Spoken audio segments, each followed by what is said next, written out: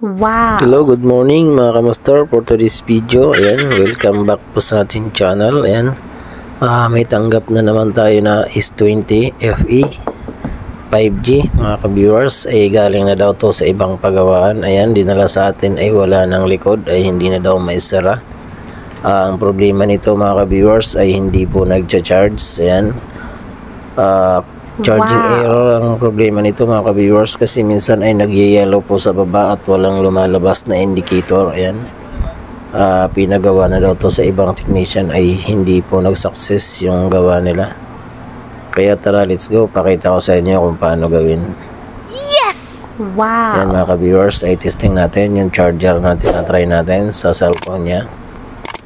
Ayan mga ka-viewers, ay nagcha-charge po, gumagana po yung charger natin. Tapos itatry natin sa cellphone niya. Yan, kahit anong charger daw po ang gamitin dito ay wala pong lumalabas na indicator. Ayan, galing na daw to sa ibang pagawaan ay at hindi po daw nag-success. Ayan, ay hindi na isara yung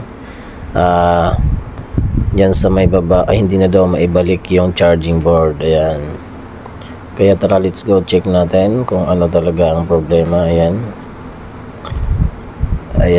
confirm nga mga ka-viewers, ay yung charging pin ay hindi na naibalik ng maayos. Ayan, ay grinder na niya. Ayan, what? Ayan, mukhang grinder na niya para maibalik, pero hindi pa rin niya naipasok sa center case. Ayan, at nakalutang na yung pinaka charging pin. Ayan,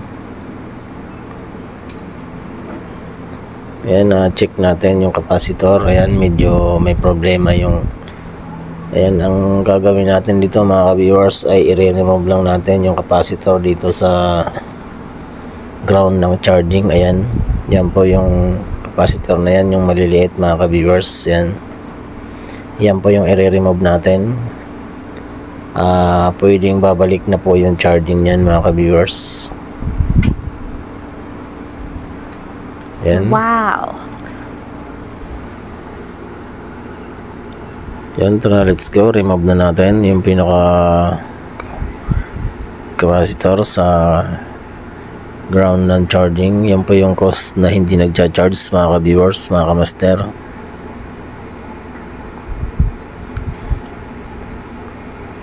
Yan, halos lahat daw ng charger nito na ginamit ay hindi pa nagcha-charge. Kaya ito mo yung pinakaunang first step natin mga ka-viewers. Wow! Yan mga ka-viewers, na-remove na natin yung pinaka-capacitor. Yan, yan, wala na nakalagay. At normal pa rin to mga ka-viewers kapag nag-success tayo, kahit hindi na tayo magpalit ng piyasa. Yan yung pinaka crown nya mga ka-viewers. Kahit wala yan ay pwede po natin yan magamit ng maayos. Yan. Wow! Yan, yung pinaka charging pin nya ay mukhang grinder na.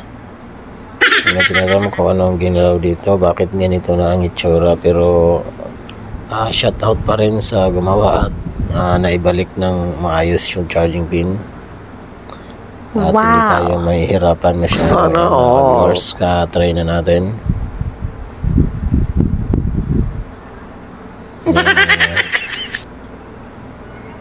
Ayan, medyo hindi nga pumapasok yung charging board sa center case.